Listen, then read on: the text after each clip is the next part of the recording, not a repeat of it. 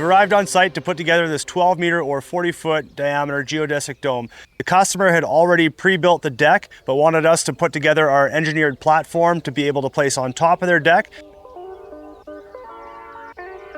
It's 2x6s on edge with a 3/4 inch plywood all the way around to make sure you get nice, good, strong support. We've also put a 2x10 around the exterior of the entire perimeter to be able to bolt your footing of the structure down. Very important that you have something to bolt to on the exterior of the frame. That way your dome is going to be secured into place.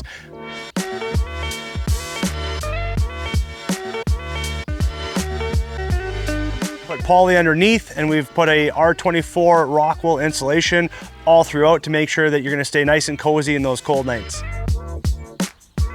When you finish building out your platform, you want to make sure that you square all your joists and you check it corner to corner to make sure that you do have a complete circle before putting on the plywood. You don't want to all of a sudden get an oval shape or have something that's out of alignment or mismatched, and then all of a sudden you sheet it and realize that your dome's not going to fit your platform.